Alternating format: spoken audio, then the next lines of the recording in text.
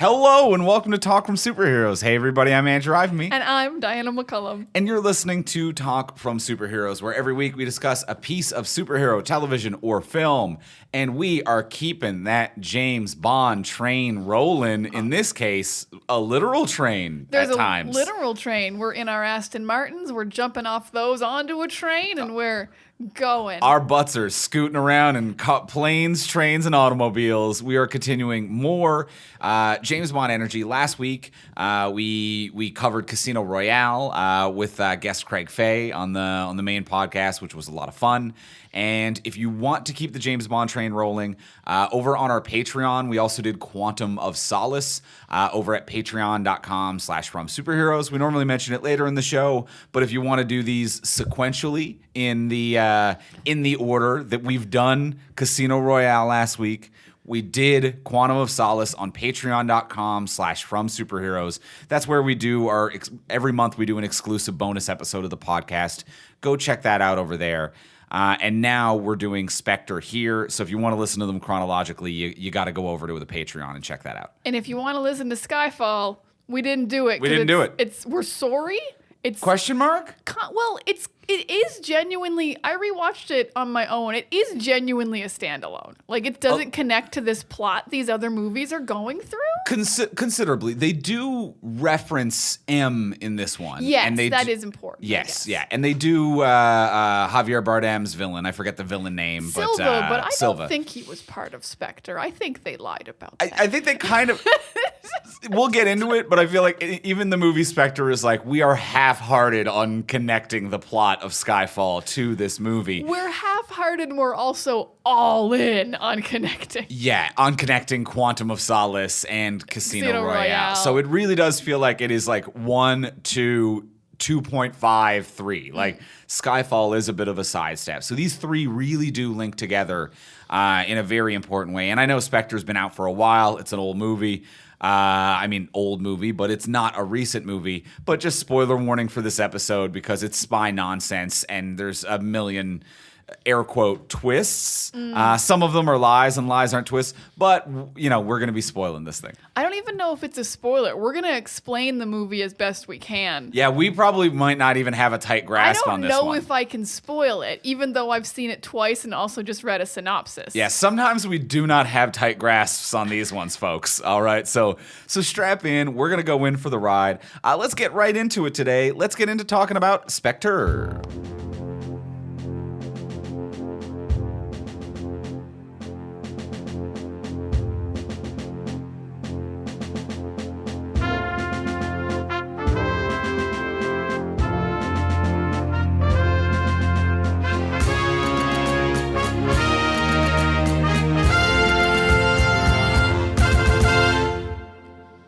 All right, we have seen but not necessarily understood Spectre.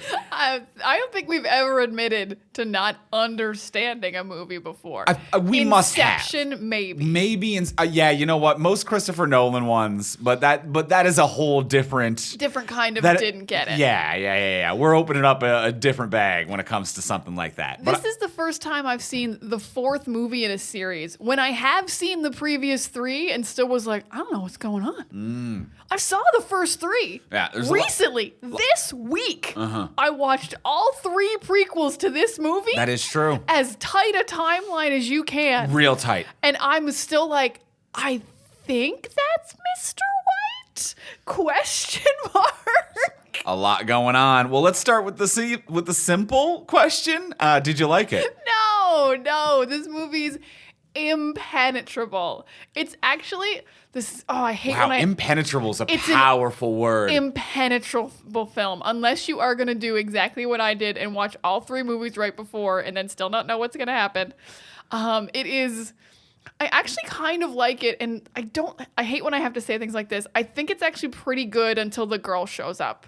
It's easier to follow. The action's better. It's a little peppier. Right. And then everything gets bogged down with this Madeleine Swann story and Bond with her and the action with her and the storyline with her. And Blofeld doesn't help either. So for a while, it's okay. And some of the action's fun, but it's just nonsense. Yeah. It is just nonsense. And it thinks it's not nonsense. And that's what I really don't like about it. It thinks it's like hoity-toity, like, ooh, we are so sophisticated. And I'm like, you're nonsense. Nothing makes sense. You've explained nothing. I hate all of this. I'm having less fun as I go, and not in a way that eventually turns into fun. So no, I did not like it, despite all the Q. Andrew, did you like it? I did not like it. I found it exhausting, frankly. I laughed out loud at several points at shit that wasn't jokes. So this was rough. There are redeeming aspects of it. I would say that, to reference, and I know that everyone hasn't heard this, but to reference how we kind of discussed Quantum of Solace on our Patreon episode. Quantum of Solace is a movie that its problem was 90% director and 10% script. Mm-hmm, mm-hmm. This, Sam Mendes? I always say Mendes, but Mendes sounds better, but it's an S. All right. Sam. Sorry, sir. Sam, a phenomenal director, did a great job with Skyfall. I think does a great job with this. This is the literal inverse proportions of Quantum of Solace. Quantum of Solace is a movie that is 90% bad because of the director, 10% because of the script. This movie is 90% bad because of the script and only like 10% because of the director. Because it moves, it visually it works, like the camera work is nice, like it is fluid, it looks crisp, it is well directed. I think that Sam Mendes is getting like the best performance out of every actor that he could possibly get in this movie. So I think that we've got the best performances considering the script that they are working with, the best looks and visual direction considering everything that it is that they're working with. I think this is just a script failure, but that makes it miserable because it is every cliched, head up its own ass spy trope that you could possibly imagine. All this really needed was like a triple cross to really hit every spy trope that's ever existed. There is no triple cross. There's no triple cross. Like if it turned out that Madeleine Swann, is her name? If it turned out that Madeleine was actually working for Spectre, if there was a triple cross in there, then it would have had literally every cliched, up its own ass, I hate it spy trope. Mm-hmm. So it's all writing, it's up its own ass, there's too many cliches, and it goes on way too long. At least with Quantum of Solace, it had director problems. Hour 45. Hour 45. So they're like, here's a problem, and it's like, but we're going to keep it moving. This movie is like, here's a problem. Let's hang around for 15 minutes. And it's like, no, I want to leave. This scene is a problem. I'm in my own house and I want to go home. We said, yes, I will absolutely agree because it's beautifully directed. It's a gorgeous movie. The action is clean. It's easy to follow. The bits of comedy there are actually like kind of land. I will disagree. I think Léa Seydoux is awful. I don't know if that's how you say her name. When you said the director got the best performances out of everyone. Yeah. And I also feel like maybe it is a script thing. I don't feel like he got anything out of, I love you, Andrew Scott, who is a phenomenal, phenomenal actor and is just kind of nothing here. See, Moriarty from Sherlock. Right. He does not pop in any way, and he's a phenomenal actor. So I don't know if he really got the best out of everyone, but it's a good-looking movie, and you're absolutely right that most of the problems are with the script. At no point was I like, poorly directed, I didn't care for it. Like, right. It's got all the angles you're looking for. It's got the nice lighting. It looks expensive. And then you're just like, it doesn't work, though. Yeah, no, it doesn't. You did your best, man. I'll disagree with you on Léa Seydoux and Andrew Scott, though. Okay. I think that they got good performances out of these two. I actually think that Léa Seydoux, I think it's Léa Seydoux, that she gives a great performance. I think that she is an incredibly talented actor. I think that she's very well cast in this movie. I think that like her and as well like Monica Bellucci all have that very similar like I've been cast to be the like Bond girl over the years. The like I whisper talk and I have a very sensual accent and I'm a beautiful person. But these are two actresses who get cast for that role but have so much more depth and performance capability than what the writing of those roles offer. And I think that she does shine through a couple times, but she has some of the stiffest lines ever imaginable with no setup or scene partner at all. Like, I think some of the moments where we did straight up laugh at her performance, it's because it's a laughable scene. Like, there's not the one that we broke out laughing at. She's in the car driving to Blofeld's hideout with James. And there's been no setup to her emotions. She's been like, I know how to use a gun. I just shot Batista's character. I can handle myself. Don't worry. I can handle myself. Don't worry. And it's just a shot of a desert. And then it just cuts to her turning. She's like, I am scared, James. And then it just cuts away. But it's nothing. It is nothing. It's happening in a vacuum. And it looks like a bad performance because this is a shitty nothing in a vacuum line. There is no human being on the planet who, with no character motivation, no scene setup, no scene partner, no dramatic tension, and nothing happening, can out of left field deliver, I am scared, James, and it's going to work. Yeah, it's impossible. That line specifically is absolutely impossible because, like, she's in a car that they got in willingly after being on a train she was on willingly. Like, they have not been air quote captured. They're on their way to where they wanted to go. So for her to be like, this is my low point of fear, her character didn't make any sense whatsoever. And maybe that happens a little, but I just think she's bad in every scene. But I agree.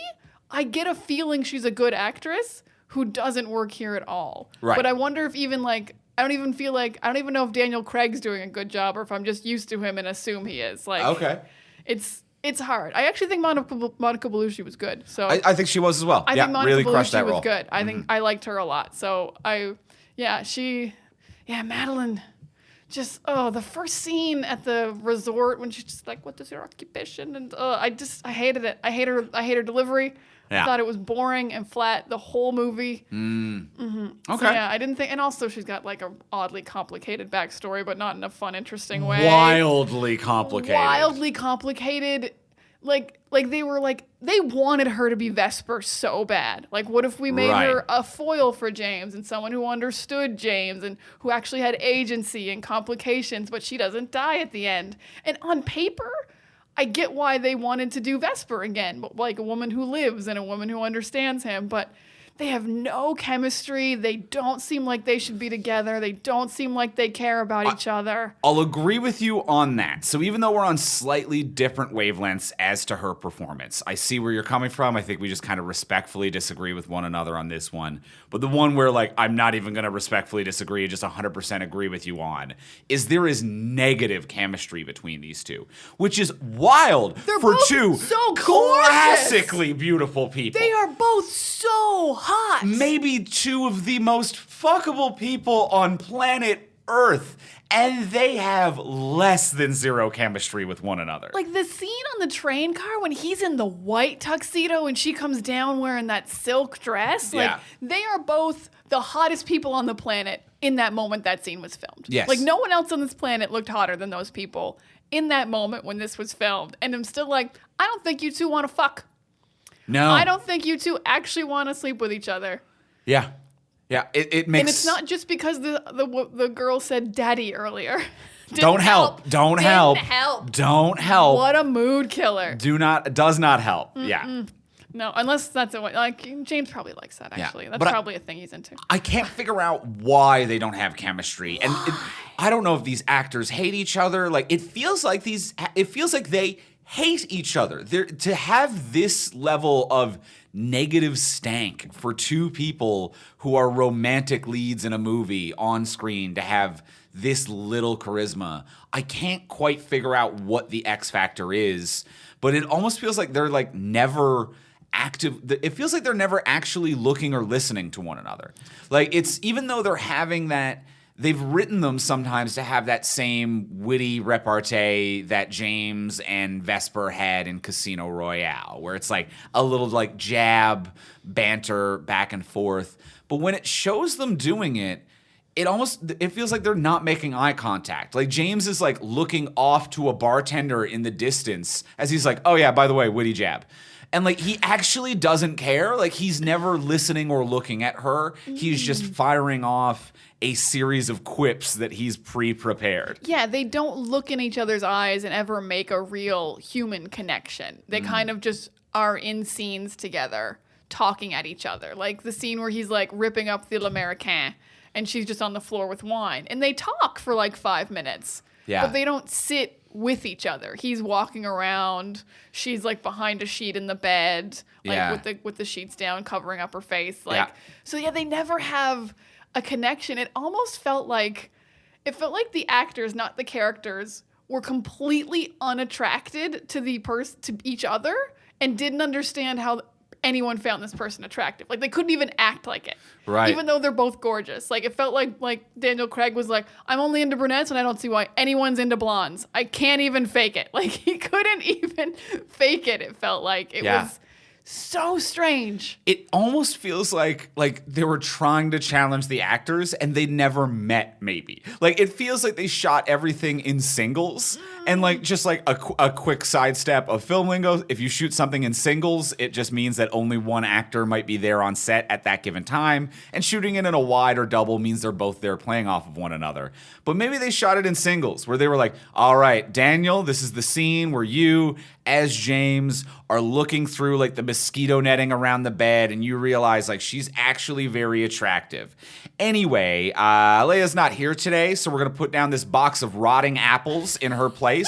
That's your eye line. Look at this box of rotting apples and that's what you want to fuck. And Daniel Craig has to be like, I guess I can do it, but it's not going to be my best performance. So it's almost like, anytime they did a scene, only one of them was there, and the stand-in was just a cart of rotting fruit or something like that. And I would say, like, well, maybe Daniel Craig just, like, lost that little touch. But honestly, like, I felt like he wanted to have sex with Monica Bellucci. I felt like him and Q had goddamn chemistry. Yeah. He has no chemistry with this woman. Yeah, him and Ben Whishaw or Monica Bellucci or all three of them together could get down. And I'd believe it. Yeah. If him and Q made out at the end of this movie, I'd be like, yeah, that was laid in. That was set up. If he fucked Ralph Fiennes as M, I would be like, of course, I should have seen it the whole time. They had that beautiful car crash together. Yes, of course. They shared a safe house. It was all seated in. Yeah. I would believe it more than these two. Mm-hmm. Like, I do not believe he left MI6 for her. I do not believe that she understood him because she was the daughter of an assassin. That didn't seem to relate in any way. Yep. Nothing. She didn't. She had no insights into who he was. Yeah. She had to ask him. She was like, "Why do you do it?" And I'm like, I thought you were supposed to have crazy insights into who he was. Right. Because you're the daughter of an assassin. You're the daughter of an assassin. And I don't know what that place that she had an actual job at was. Like, it was some kind of a retreat getaway / psych institution / rehab facility. It was like a wellness facility for the very rich. Yeah. Right. Okay. But it seems like she is the child of an assassin who has a degree in psychology and runs a wellness facility. She should understand James as much as Vesper ever did. You know, Swann should understand who this person is. And they say that she does, but they don't show that she does. So that brings me to my other big point about her character that really pisses me off about how poorly it's written. And it's so much of this movie is the writing.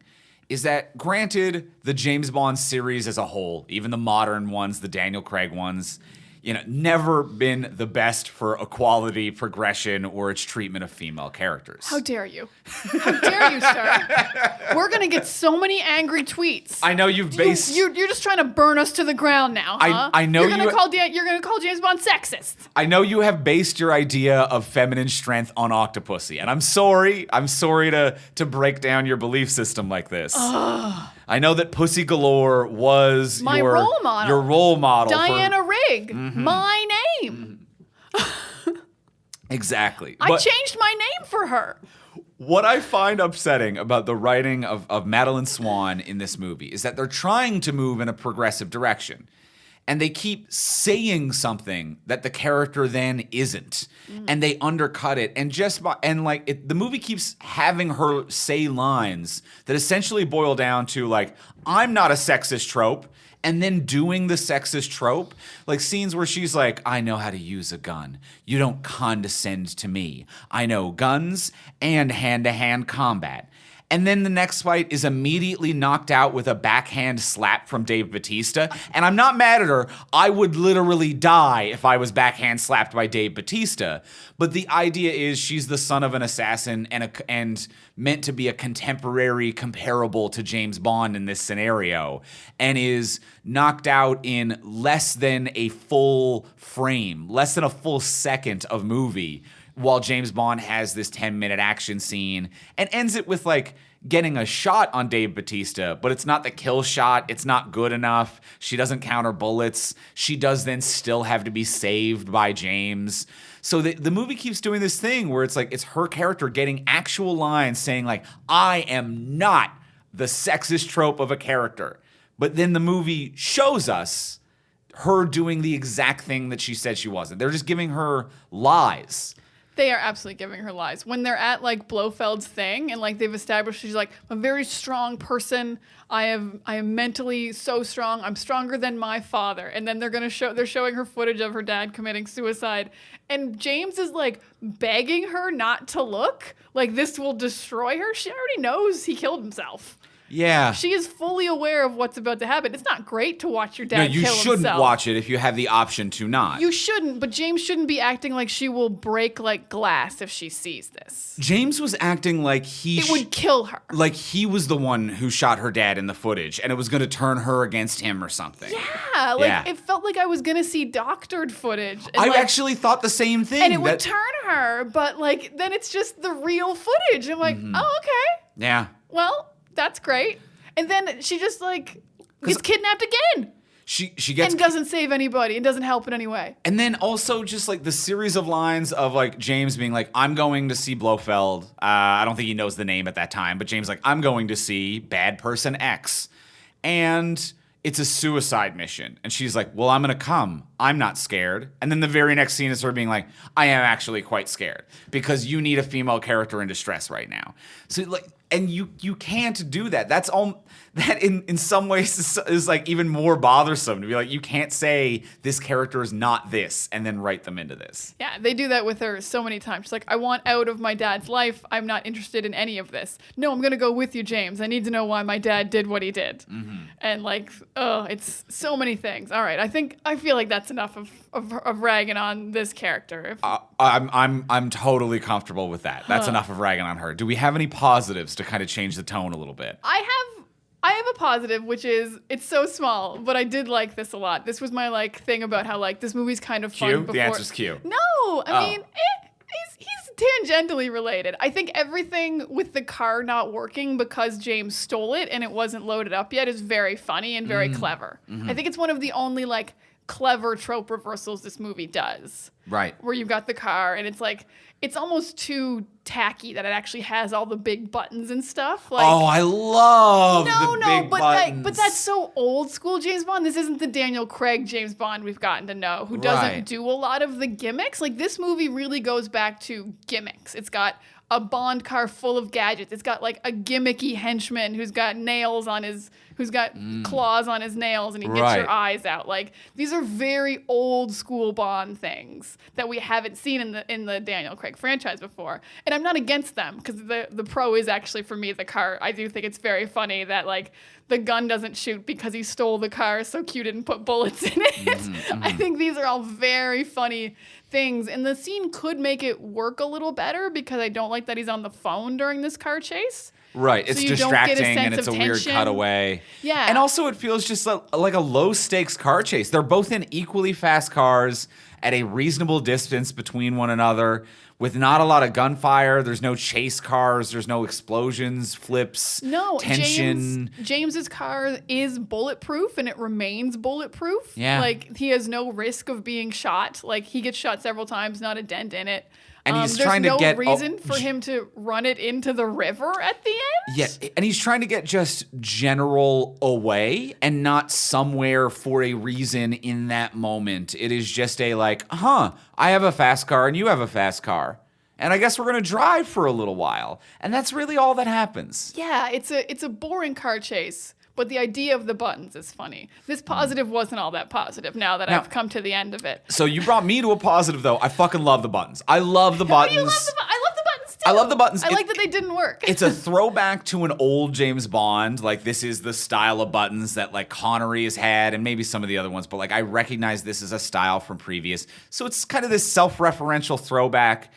And I agree with you. It's not Craig's style. But it wasn't for 007. And I really like the idea of the 00 code, signifier, or whatever you want to call it, the ranking that you give to a special agent. That it's not all a bunch of people exactly like James Bond. That there is maybe like a dapper older dude who is genuinely dapper and not like resentfully like I wear a suit with anger like Daniel Craig. I like the idea that because Q says it's for 009. I love the idea that 009 is a completely different personality type who wants big button Batman 66 labeled switches. Like I fucking love that idea. I'm just picturing that 009 is like an older guy who's like, I need big labels. I can't read fine writing anymore. I'm picturing Michael Caine as 009, who is just like this old dude who's like, I still know how to do shit, but I'm like, I need larger buttons. And like hits and Q, you young fella. I need a big button. Big button. I'm doing Sean Connery. You're doing Connery. I was thinking of Connery, but I know you said Michael Caine, but I was picturing like Connery's Bond is still bonding, but he's 9 now. That totally works too. He got moved up to 9. That totally works too. I think there's so much charm and charisma behind the car, the stealing of the car, the big buttons, the stuff with Q. I really like it. Oh, I mean, I loved all the stuff with Q, my little cutie. I think I like that he got more to do this movie. Yeah, it was nice to see him. He did a good job. Now, this does go back to, or bring me to, a point that I was going to make, which is that this movie is pretty much the only Craig one that, like, references previous Bonds in a way. Okay. Like, and not just, like, the tropes, but the actual kind of things. Like, Blofeld's back. Right. Who is, like, I don't think we've repeated characters before. Like, we've never seen, like, Dr. No or Goldeneye or anything. Like, Blofeld is the first, like, character who's returned, who was from the original series. And then like we get like henchmen who are more like gimmicky henchmen like before. And then there's like the fight on the train, which is very clearly an homage to From Russia with Love. Like yeah, I could see that. Yeah, like the big train movie with Sean Connery. So like it is kind of like interesting but weird to do in your 4th movie that you're only now referencing these old things. Like you've become referential in your 4th one is kind of strange, I think. I can see what you're saying there. But it's there. like, I think the train one actually really works because it's very subtle. Like, if you haven't seen From Russia with Love, you're just like, well, that's just a train fight. But if you have seen From Russia with Love, you're like, oh, this is like that train fight. It feels similar, but different enough, but a refresh, but like a wink and a nudge to the history of the character, whether it's the train or the car or the switches. It's not like over the head. It's not a switch that says like, or like a sign on the car that says, this car is for Sean Connery's James Bond. Like, they're not hammering you over the head with it, but it's enough that it's there, but unobtrusive. This is where we keep the octopussy. It's nothing like that, even though there is an octopus in this one. In the credits. It's weird. Yeah. But some things are just like too much. I don't think we needed Blofeld. Or if we did, we didn't need to do this Blofeld. Okay, so let's get into Blofeld if that's all right. I would love to get into Blofeld. Why? Why are we doing this? I don't mind Blofeld as like the leader of Spectre. Spectre is an organization. I like all the core premises here.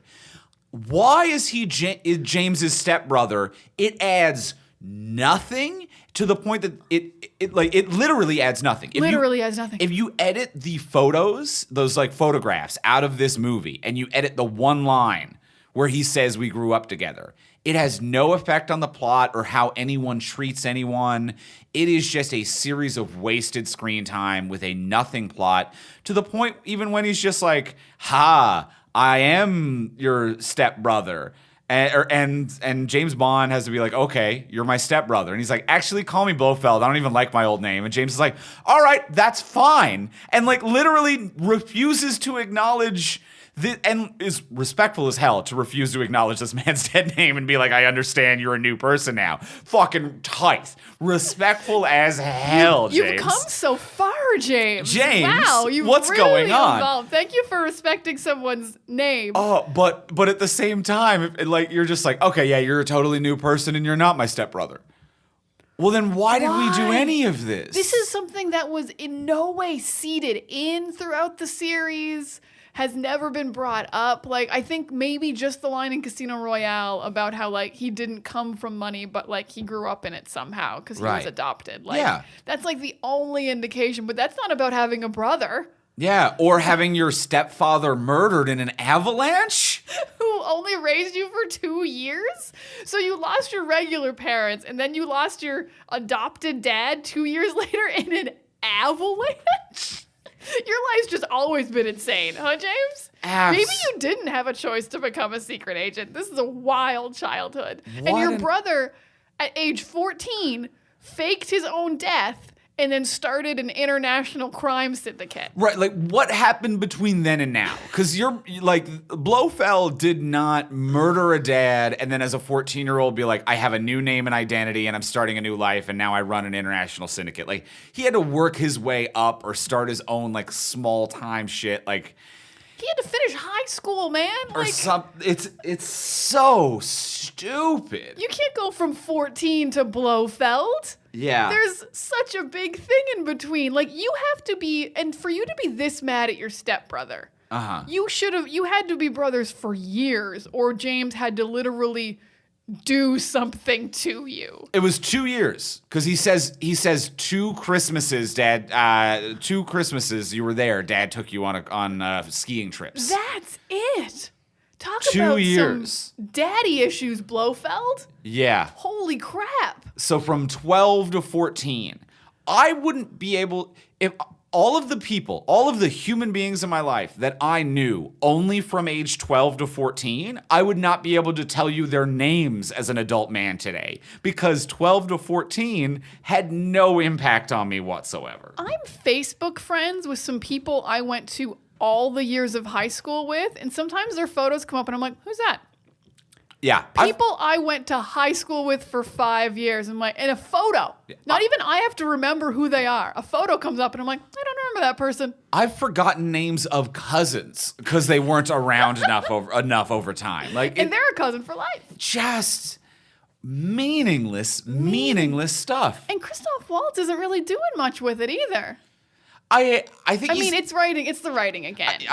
This is another example where I think that he's actually doing he's elevating a F grade writing to a D writing material. Yeah, because it's impossible that all these great actors are giving like nothing performances. Like Christoph Waltz, Moriarty from Sherlock, just Andrew Scott. Andrew Scott, thank you. I'm sorry to call you Moriarty from Sherlock. You're more than that, Andrew Scott. He knows what he is. We all know you as more. Or the priest from Fleabag. Right. Yeah, Léa Seydoux, who I think is talented. Monica Bellucci, and like lots of terrific performers. I think that when we talked about Quantum of Solace, we were saying how terribly cast it was.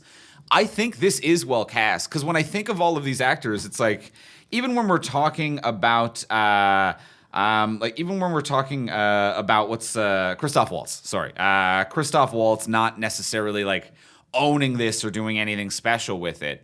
At no point do I watch him as Blofeld and think, I know another actor who would be better at this than you. No, absolutely. Everyone is cast perfectly. Like Batista is also good for that, like, I don't speak henchman role. Yeah, this is a weird, complete inverse of Quantum of Solace, where the casting is great and just the script is so bad that there's nothing they can do. Yeah. Just a movie full of people perfectly cast who are like, sorry, could we get a different script by any chance? And no, you can't. No, that was all they had. That was just it. That one script. That was it. Why are they brothers? It's so dumb.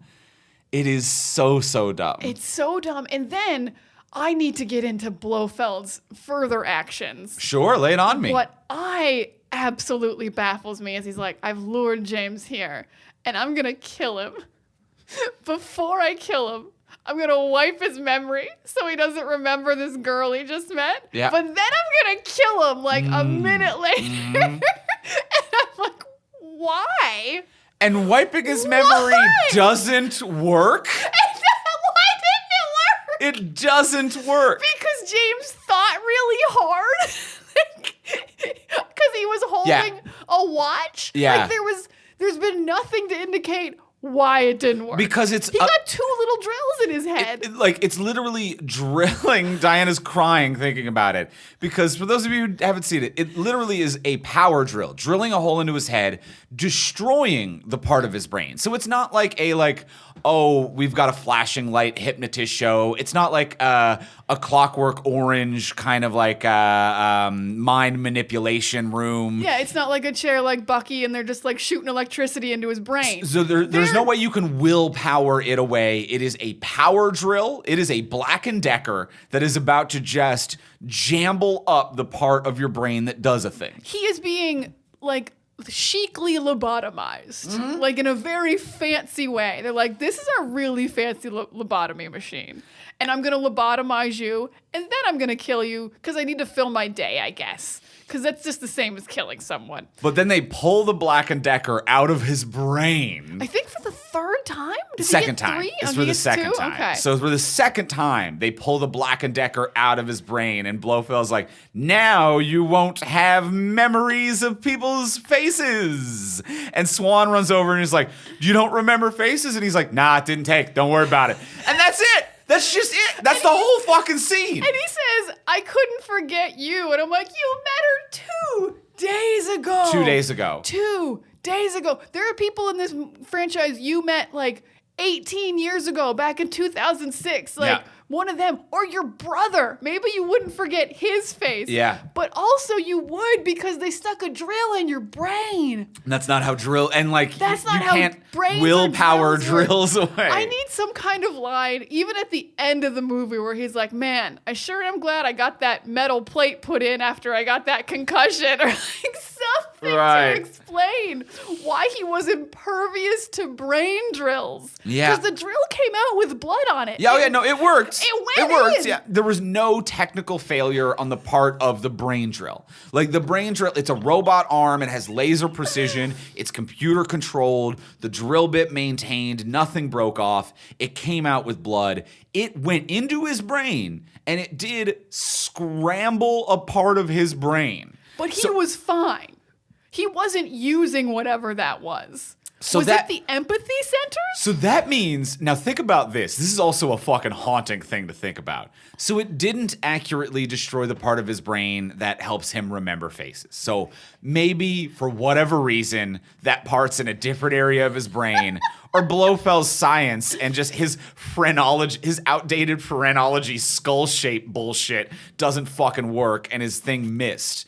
But that means that in the next movie, in No Time to Die, James Bond is brain damaged. He is a man with 2 pieces of his brain drilled through and has functional shit missing. So like it would actually make in-canon sense if in No Time to Die, just randomly James Bond was like, I don't know how oranges work. And someone had to be like, what was that sentence? And now they've got to unpack that somehow part of his brain that remembers oranges was damaged. He's colorblind, like weird shit. He's like, I think left is right, and I think steering wheels are pianos. He's like, firing guns with his feet because he thinks his feet are his hands and his hands are his feet. He went to Dr. Nick. He went to Dr. Nick Riviera. He's fucking wrecked.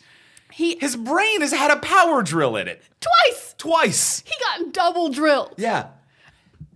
And drills actively trying to do harm. Because you can also drill into a human brain and not do harm. Doctors actually do it to alleviate pressure. Like, there are ways to do that. This hit brain matter, and its only goal was to do damage. I'm just picturing that James has had so many concussions that there was so much pressure released when these drills went in, it shifted all of his brain mass around. And that's why it didn't work. He was like, wow, my headache that I've had for 15 years just went away. This feels amazing. Gonna go leave the MI6 now. And this is what's crazy. Because this didn't all of it. This didn't go anywhere where I thought it was going to go. Because he's like, I've strapped you to this very intense machine that I've made for the sole purpose of deleting memories. Yeah. And I'm like, oh, you're going to delete his memories and then make him work for you because he's real good at his job. Right. And be like, this is actually how you've gotten people to work, why you have so many people who work for you and none of them ever dime you out or remember you. You're brain deleting them. Mm-hmm. You are giving them like brain injuries. Like they have to, you're totally brainwashing them. And he's like, nope, just mean. Just mean and whimsical. And not physically intimidating in any way. No, not in any way. Oh boy. So Brain Machine broke me. The deleted scene later, like I'm imagining a scene between him and Madeleine Swann, and they've walked off into the distance and they're having the typical like James Bond's about to sex you up scene, and James Bond is like, "Are you ready for some sex?" And then he sneezes and parts of his brain come out of his nose because that hasn't left his body yet. She's like, "What is that?" And he's like, "Pineapples are the pigs of the sky, I gotta lay down," and just like lays down because he's ruined. He's ruined. He should retire at the end. Yes, this is one of the only movies like Daniel Craig's Bond. Very annoyingly to me, retires pretty much at the end of every movie except Skyfall. I think he's always getting too old. He's always getting too old for this, and this is the one where I'm like, yes, you retire. Your got brain's drills in your brain. Your brain's been drilled. Please don't go back into intelligence work after your brain got double drilled by a bad guy who hates you. Here's the other thing about Blofeld. All right, there's so much here.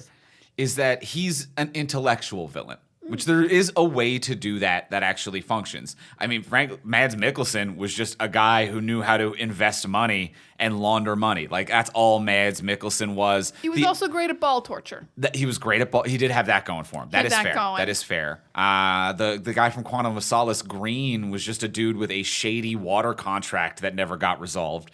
So, like, you don't need to be the physically imposing villain. You can be the intellectual one. And Blofeld's whole thing in this is that, like, I am going to collect all of the information.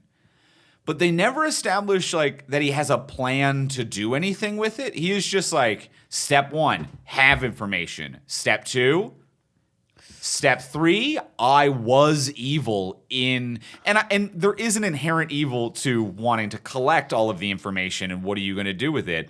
But they never establish what his step 2 is. What's step 2, like, organize it? I'm going to put it all in its own separate folder. Remove free will. Like, there's no, like, I'm S.H.I.E.L.D. and I'm going to kill threats before, or, like, I'm Hydra and we're going to kill threats before they're real and remove free will.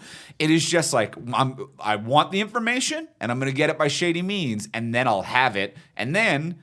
I don't know what's going to happen. And because he's an intellectual villain, in that base, like, he's so vulnerable all the time. Like, he's walking around with Bond. He doesn't even tie up Madeleine Swann in that room. And there's one guard way in the distance. At least when James was not tied up, there were like 25 guards in front of him ready to go, all with, like, they pop out their stick and they hit him or whatever. But once James gets a gun and starts firing, Blofeld and his entire base is like, fuck physical harm. Like, they have no plan to stop physical harm. They are completely unprepared for it. This base is full of, like, waiters. I think I counted 15 guys bringing you, like, drinks and stuff. Yeah. And then all those, like, nerd techs are in the nerd tech room doing nerd shit. And then, and Madeleine is just sitting there untied, and we've established she was a trained assassin's daughter. Yes. Who doesn't need to be told about self-defense, who doesn't even try to stop Blofeld from doing drills into James's head. Yeah. And Blofeld until he's done. And Blofeld After he's done it, she gets up, and she's like, whoa, no, wait a minute, did you brain damage him? Like, you could have got up at any time, girl. You could have just pushed the drill lightly away. It did look real pushable. Yeah, and so does Blofeld. Blofeld looks like someone that she could physically overwhelm. I agree. It doesn't make any sense. I mean, he is as weak as his base. His absolutely ready to explode base. And at least, this is the second time they've done super explodable base in the desert. But at least Quantum of Solace had the fucking respect to have a throwaway line where the random general was like, wow, the fuel cells sound really unstable on this base. Oh, well, and then walks away. And then later, when the fuel cells are shot, it blows it up. This one is just one propane tank blows up in the middle of a field. Like acres of land. Absolute acres of land. Like he blows up a fuel tank that's like near, like in the middle of some grass, it seems. Like it must run the sprinklers. I don't know what it does. The gas sprinklers that run through the whole facility. Absolutely. But yeah, and that's not even like his plan. It's not like they were like, I saw the blueprints. I know the Death Star hole. I was just about to say the exhaust vent on the Death Star. No, he just shot one and then the entire base exploded.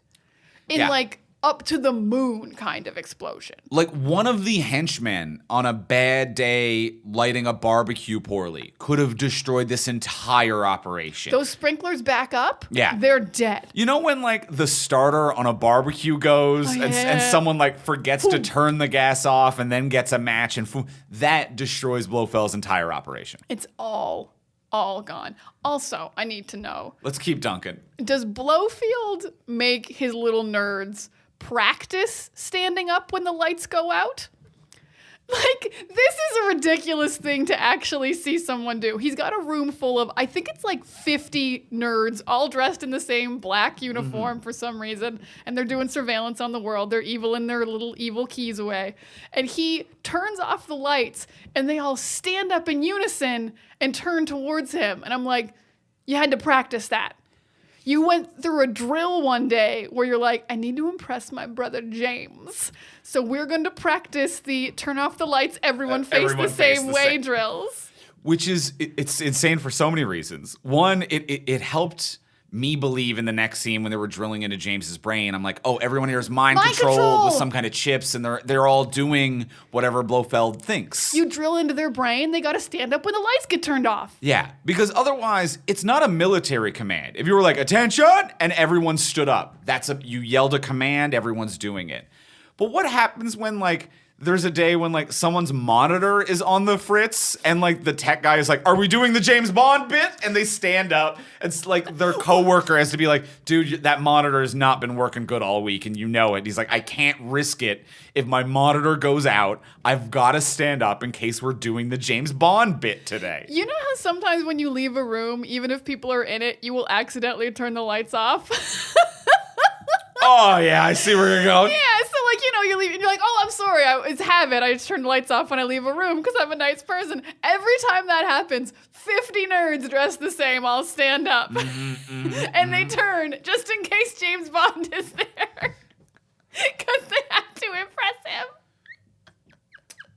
I love it. Chef's kiss. I love this so much. And like you're the great point that they're not military, because this is a room full of Qs. These are all like tech nerds. Right. So it's like if 50 Qs, all like nerdy little stood Ben up Whishaw. in unison. But then a second a gun goes off, they're like, guns!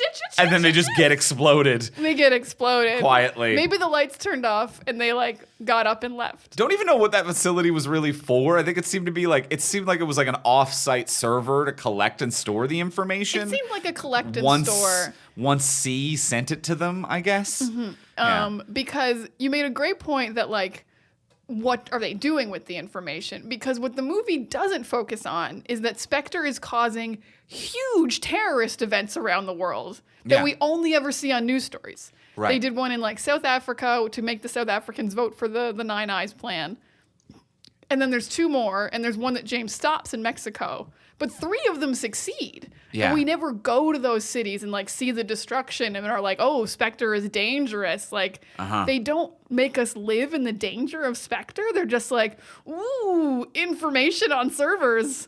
We have to imagine the future terror, but with way too many steps. Like, imagination is scary to be like, can you imagine the type of dystopian future that you would live in? And frankly, I can't, because the way that they're operating here, it is just simply amalgamating databases of information. what they have already done is evil. Like it is unquestionably evil. And what security organizations are doing might be evil breaches of privacy. But it's security organizations that are already doing it. And Spectre's whole thing is, what if we get access to and collect all of it? Which like isn't good, but it is just metadata. Like all they're trying to do is get the metadata for the data that already exists. They're not actually trying to enact any physical change in the world. Yeah, and it's hard to like root against it because Mallory M is like, these 9 countries that are all allies shouldn't share their intelligence information, and I'm like, why shouldn't they? That seems like a more transparent, open world we'd live in if the 9 most powerful countries in the world all shared their intelligence information, would it not? I know maybe that's a little naive, but it seems very trusting and good. They didn't get into the detail enough because there was like 2 lines where they nod as to why they absolutely shouldn't do this. And it's because I forget the name of the group, the one that C runs. Oh, it's like Central Intelligence or something. The CN joint. something or whatever. Yeah. But this organization, they're like, the big problem is that they're private investors and they're not elected. Yes, so that's fair. So once they have it, they can do whatever they want for wealth and they're completely not accountable. And it's like, okay, well that seems to be the problem. That is bad. And I feel like everyone should be bringing up to be like, we shouldn't privatize global security. But it does almost feel like the movie's afraid to mention problems with capitalism and privatization of government assets. Like the movie does not want to touch upon economics or anything that actually might ruffle real world feathers, because like the idea of having a movie that's like, ooh, stealing information's bad, right? It's like, yeah, I guess we can all get on board with that, but are you really trying to say that we shouldn't be giving information out to private companies and that we shouldn't outsource what should be inherently social and government programs to independent companies that can abuse our interests? And they're like, no, we never said that. Money's good. We never said anything about money. No, that's money is good. fine.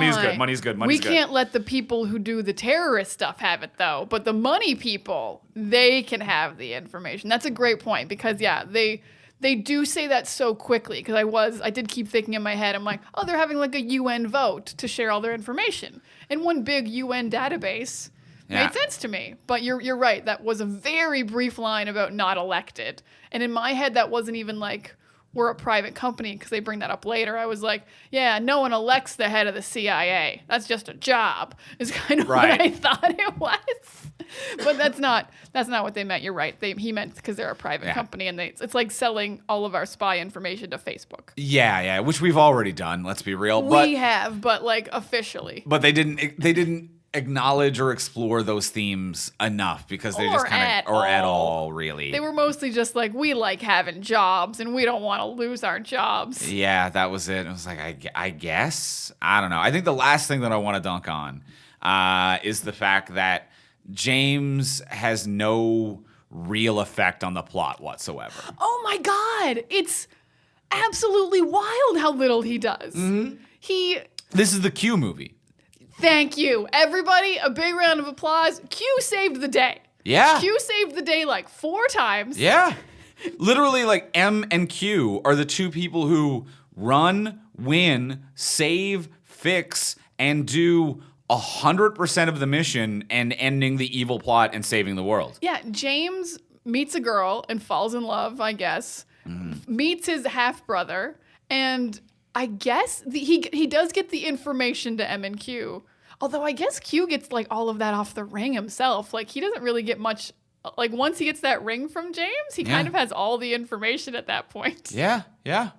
So James gets them a little bit of information. But yeah, in the final climactic scene, they're like, we have to keep Spectre from getting the information. Even once Q gets chased, he gets away on his own. I almost forgot that like he sneaks away, hides in a closet, and it's like, okay, he's waiting for James to save him. No, he just like waited it out and got away on his own. I don't know if I should bring this up now. I'm going to save this for the what we should change. Okay. But I have information for Interesting. You will be very interested. I will not forget it because it is my change. I've already written it down. But yeah, so the end of this movie is like James Bond and his crew like are trying to stop the Spectre people from getting all the information.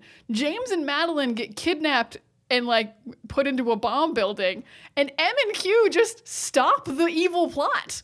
100% successfully on their own. With minutes to spare. Yeah, with time. No. It is the worst. The ticking clock doesn't even get down to the wire. Like they're like, okay, we've 4 got minutes left. Okay, we've got 20 minutes to do. Actually, we wrapped that up pretty quick. You want to get a burrito, or what are we doing here? They break into Andrew Scott's. Andrew Scott comes into his office, and M and Q are there, and he's like, "You think we can stop you?" And not even in a clever way. M's like, "I think Q's already done," and Q's like, "Yeah, I'm pretty much done.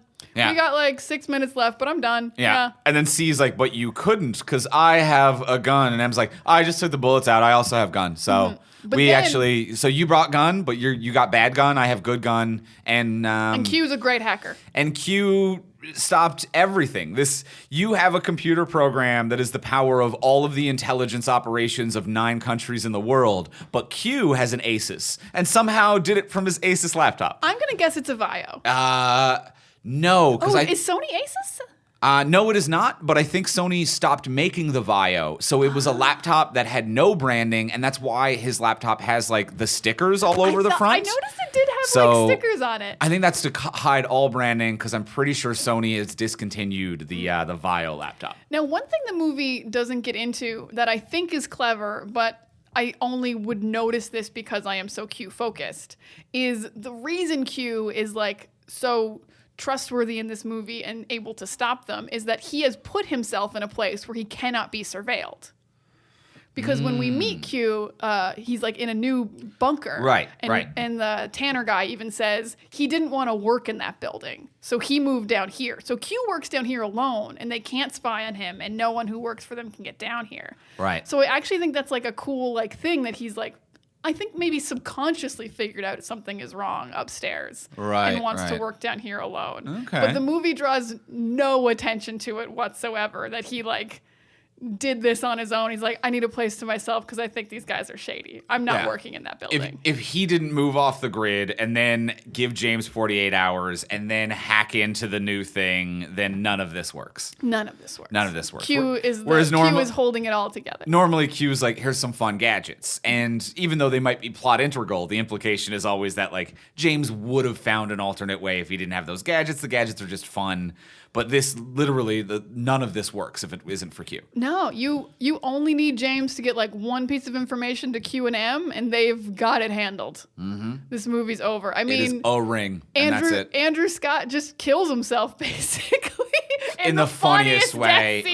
We laughed so hard, and not funny on purpose. Not funny on purpose. The railing breaks, and then the movie has, and for a movie that has so much faith in its audience, more than it should, the movie is like, you know how this all makes sense? And it doesn't. It absolutely But the movie takes no time to explain it and has nothing but faith in its audience until this scene when it's just like, we can't trust that the audience knows what's happening. So the railing breaks, and then we need to have a 40-second scene where he looks down, acknowledges that the railing is broke, sees that he is falling, acknowledges that he's off balance, looks at Ralph Fiennes, realizes that he's about to die. Like, he has enough time in his "oh no, I'm falling" scene for him to like give a soliloquy and be like, I see I've killed myself. My hubris once again causes my downfall. I thought this day would, like, he could give a speech in the amount of time they give him for this awkward slip and fall. You know what else could happen in that amount of time? Ralph Fiennes could have grabbed him and saved his life. Or he could have just not fallen. Because I'm sorry, if you have more than 1 minute to acknowledge that you're about to slip, you're not slipping. That's not how slipping works. Yeah, for a guy who's like trained as well, not like an old overweight man who like a young in shape man who's got like spy training. I don't think he does. I think if he works for that high up inspector, he's got something. Ooh, not like James level. Forget about the Spectre connection, because the implication when like Ralph Fiennes is talking to him to be like, oh, you don't believe in spies. And you've never killed a man, you've never been in the field. Like, yes, he's a young and relatively in shape man. but I don't think he's a field agent. But I do forget that he is technically he's a field agent because he's a double agent working for an evil organization. And he's like second level up at Spectre. He's like the guy who's going to get Spectre all the information they want. Okay. I think he can hold his own in a fight. Okay. Even though that means to me he probably should have been able to take out Ralph Fiennes. I forgot to dunk on American. Oh, wow. When I said earlier this movie was impenetrable, it's because I had seen it before. And looking over at Andrew and seeing his frustration. I was watching it for the first time today. I actually didn't see this when it came out in theaters. And just remembering my own frustration when I saw it. And like, I just had to like, at some point I was just like, it's a hotel. They're not going to tell you for 10 more minutes. Like, oh my God, this plot is impossible to follow.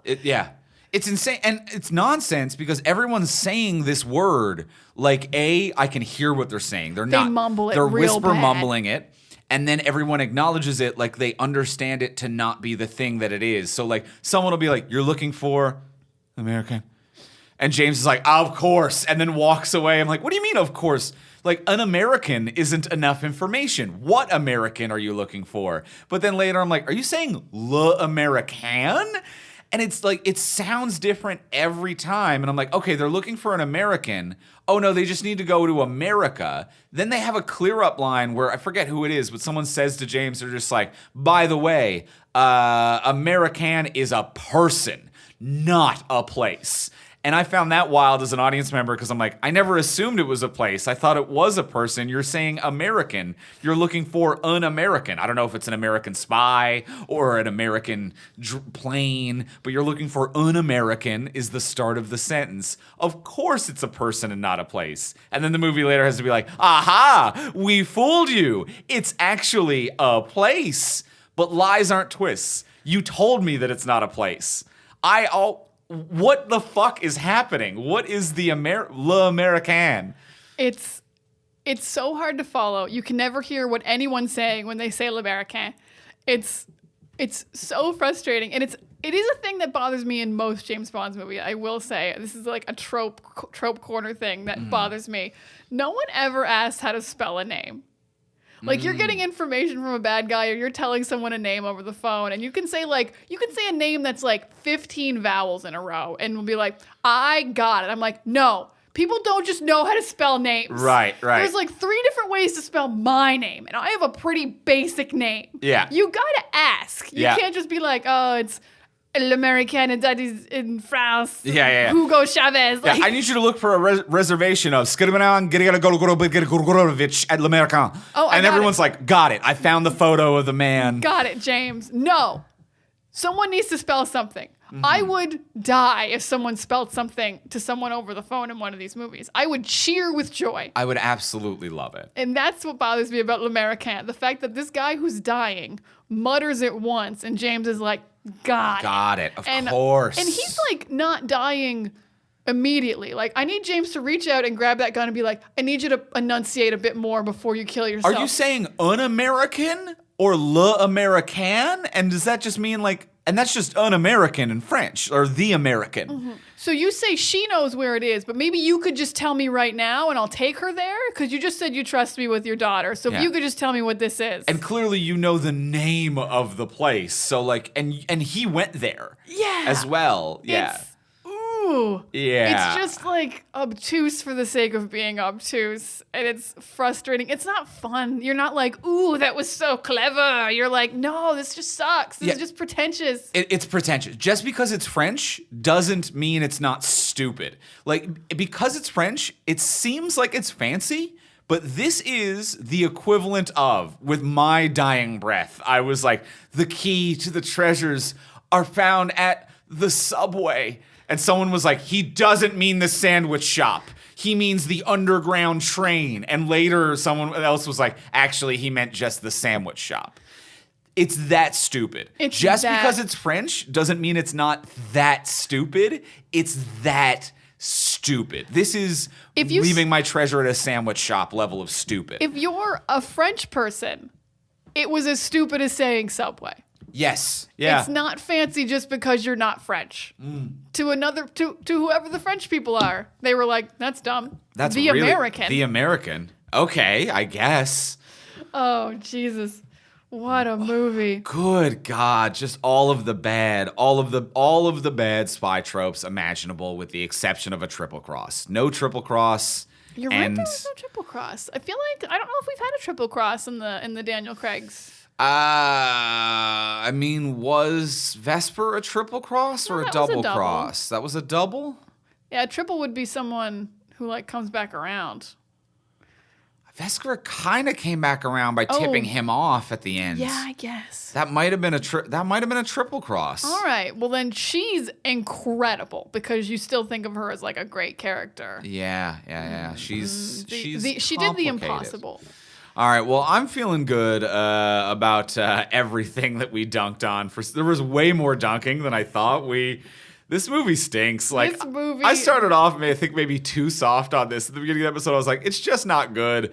And I thought to myself, I'm like, surely I'll come up with a few nice things to say, but it's all dunk. It's all dunk. I will add one more Blofeld thing that I can't believe we didn't talk about during our Blofeld section. I'm sorry to go back to it, but please. We didn't talk about how he transformed into intellectual, gonna use a fancy machine on your brain to the Joker.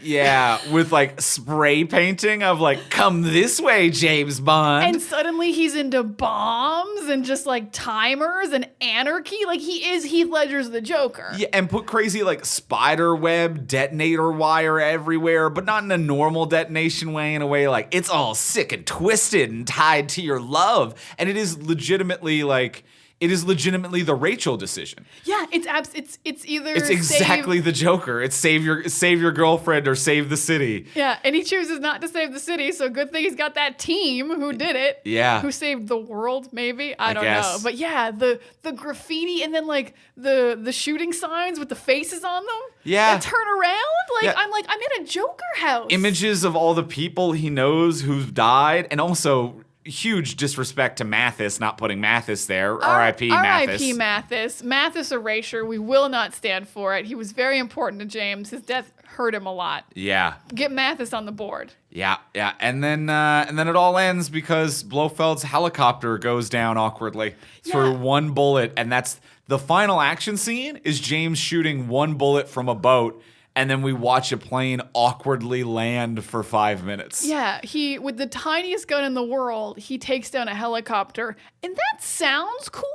Yeah, but it wasn't cool. No. It was coincidental cool. Is what it was. Yeah, you weren't like, oh wow, James is the greatest marksman to ever live. Like, It was just bad. And then like after that plane land, you're like, is that the end of the action? Like, are we done? We're just done. This was it? Yeah. Ugh, what a terrible, like, you literally had a ticking clock you could have ticked down to, and you were like, no, we're done with that in 4 minutes to spare. And I don't care if you save Madeleine.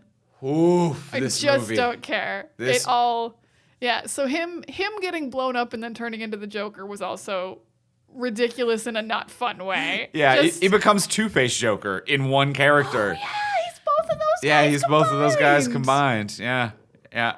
Also sounds cool on paper. Sounds cool on paper, in no way Doesn't work. But yes, okay, now I am done dunking on Spectre. All right, well, that's going to be it for our conversation about Spectre, except for the final question. So in a moment, we're going to ask the final question of what would you change? So if you could change anything about this movie, what would you change? But before we do ask the final question, we want to remind you, our wonderful listener, if you haven't already, please take a second to follow, subscribe, rate, and review on Apple Podcasts or wherever you get your fine podcasts. If you've already done this, go ahead and skip ahead. If you haven't, please listen to our desperate pleas for a moment. It helps us move up the charts. It helps us find new listeners. I know every podcast asks you to do this, and we're asking it out of sincerity and out of necessity. It's really the best way for podcasts to grow and expand, and we need you to do this. There's mysterious algorithms behind everything. You know how the internet works in 2021. Everything's a goddamn algorithm, and if you don't click the button and leave a rating and review, then that algorithm hates us, and we never get better. We never get new listeners, and it becomes tough. So we need your help. We don't know how the algorithm works, but we do know that everyone is sharing your information all the time. So your information needs to be, I love Talk from Superheroes. superheroes. Yes. You need to read that in reviews. Willingly share a nice piece of information. And hopefully they will share it with everyone else. Put it on your Yeah. Facebook, put it on your Twitter, leave a review. It helps so much, and we'd appreciate it so deeply. It really does like help us go up the charts. When people see we have new reviews, it really helps. People think we're like, oh, you're relevant and active and you're cool and hip. Tell everyone we're cool and hip. Mention how we're cool and hip. Or you can keep it at one sentence. You can just say nice or noise. You can make your review as long or as simple as you want to be. And while you're there, do it for a couple of your favorite podcasts, because this isn't just an us thing. Every podcast out there, this is wildly important to them. So take like a couple minutes to do a free thing to help support some of the creators that you love. And if you do want to support the show monetarily and get cool bonuses for it, that's when you should head over and check out our Patreon at patreon.com/FromSuperheroes.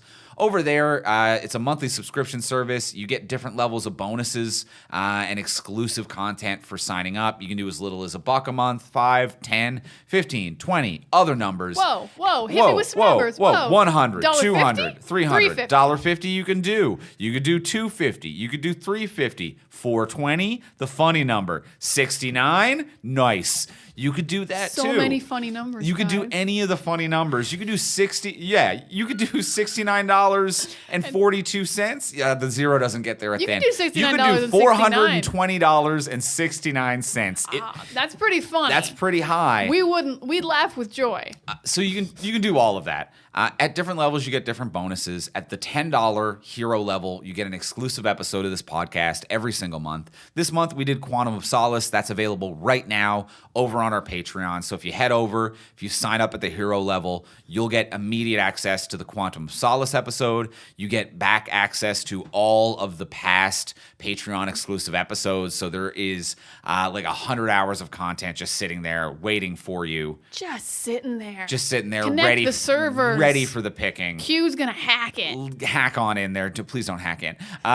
Generously give, and then you will get all of that content. So head on over right now to patreon.com/FromSuperheroes. That's patreon.com/FromSuperheroes. And now, let's go in for the close. Let's ask the final question of what would you change? Diana, you seem excited. What would you change? So this is wild. This has never happened before. This is a brand new thing for this podcast.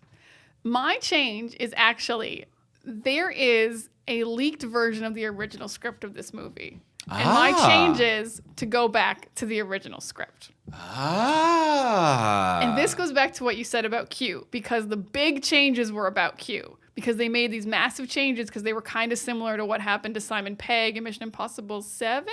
Okay, they're similar characters to a certain degree. Where he so at the Snow Hill in the original version, he does get captured by Spectre. Okay. And then James's motivation through the rest of the movie is save Q. Okay. That's why he's like trying to find them so hard, like way more motivated than he was for the first half. Because he goes after Madeleine and leaves Q alone, and Q gets captured, and he knows it. Because he goes back to Q's room, and Q's not there. Mm-hmm. So he goes back to save Q. And in the original script, Q is at that facility where Bond ends up with Madeleine, where he gets like brain tortured or whatever, and Q tells him the watch explodes, and that's how they get away. And it just gives the movie more urgency, more personal stakes. Like, we know why Bond desperately needs to find this place. We know exactly what he's trying to do. And he's got consequences to his actions, which is he's been going rogue and putting Moneypenny and Q in the line of fire. And Q getting captured actually makes him pay some consequences for this. And then Q kind of gets retribution when he gets to unhack it and stop these guys himself, because he's like, you tortured me in your base for a while because they didn't want the information he had, because he was in this base alone and they didn't know what he knew and they couldn't surveil him. Right. So it really added this whole like way more personal like stakes and like someone you cared about, because Madeleine sucks. And like, you already know Q from Skyfall. We know we trust him. We know he's not in on it. It really, like, as I was reading it, I was like, wow, this really puts, and Q has to kill a guy at the base, and it's like this really heavy moment. Do you know if they filmed any of that original script or if they changed it before they started filming? I think they changed it before filming. I've never seen shots of it. I've seen the script pages. Okay, yeah, because I did find it suspicious watching the movie that this he just time, gets away. That he hides in a closet when the people chasing him run by, and we never cut back to see him leave the closet, see the coast is clear, or get to a safe place. And why even have that scene though? Why not just let him go back to his hotel room with no one there? It does feel like they cut away mid-scene because they were like, we don't want to waste this footage, but the end of the scene would conflict with what we did. But that was just kind of like a weird thing I was feeling in the moment. No, absolutely. It's weird that it's there. It's weird because I don't think Bond movies ever have an almost get captured but you get away that's irrelevant. Mm-hmm. Like they never show up at his hotel room. They don't come after him again. Mm-hmm. Yeah, you could cut the whole gondola snow hill ride. Yeah. You don't need it at all. Yeah. Oh yeah, and he even tells James Bond his room number, and James never goes there. James does go there. That's where he finds out what Spectre is and stuff. Oh, you're right. Okay. In the original script, he went there and Q wasn't there. Gotcha. Okay. And he figured out what had happened. This is fascinating. Yeah. So I liked that version a lot more. Not just because it had Q with a bigger role. We kind of acknowledge that he did have a big role because he does have a big role in this movie. But I love personal stakes. Yeah. And this movie's personal, but it's not. It's his brother, but who cares? He's in love with Madeleine, but who cares? But Q you care about? Yeah. Yeah. So that's my big change is go back to that original script. It was way better. He doesn't get his brain drilled in that original script. He just gets thrown into a room where he's going to lit on fire. It's just a death trap. It's like a classic James Bond. I like that. Death trap. That's classic. Yeah. It's classic. There's no brain drilling. So yeah, the original, I would go back to the original script, which I can't take any credit for, but I think it was much better. Hey, I think that's a hell of a change. You've got insider knowledge I didn't have and some perspective that I didn't have, and I love that. I think that's a phenomenal change. That's terrific. Andrew, what would you change? I would immediately remove the brother thing. Absolutely. It adds nothing. It has nothing to do with anything. We remove the brother thing. It goes nowhere. It just eats up screen time. That saves 20 minutes off this fucking movie right away. Mm-hmm. I think the other thing that we need to do as well is stop wasting time with things the audience knows within 3 minutes. So they spend the first 40 minutes of this movie hiding. They hide Blofeld, Christoph Waltz, in the shadows to be who is it? Who could this dude be? But he was in the advertisements. We all know who it is. The movie's called Spectre. So, it takes a good hour of the movie before they're by the way, this movie's about Spectre and it stars Christoph Waltz. And I'm those were both on the fucking poster. That's how you got me here. So I think the end of the opening sequence needs to be we can do this the helicopter fight kicking the guy out or whatever, the Day of the Dead scene in Mexico. And then it should be Daniel Craig, James Bond, immediately in the room, wearing the ring and being oh shit, it's this fucking guy. Start the movie. Because we waste so much time with the new organizations and then being well, it seems like Spectre is tied to Mads Mikkelsen's character, but surely he couldn't be tied to the second bad guy, Green. Blah, blah, heels. It's of course, there's no... And this isn't even you need to know the mythos of Blofeld and Spectre and James Bond.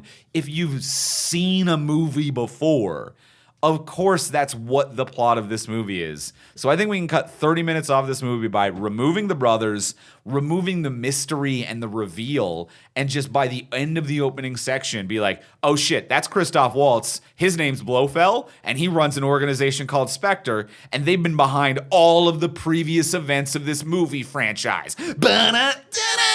And then we're in the movie. And he hates me personally because I've killed 3 of his lieutenants. Yes, I keep killing his lieutenants. I keep fucking up his plan, and his plan is a 12-part plan, and it can fill in gaps, but I keep creating all of these gaps. So he is mad at me. That's fair, but I'm not his half-brother. Absolutely. Why would I be? Boom. What are the chances? Take it from there.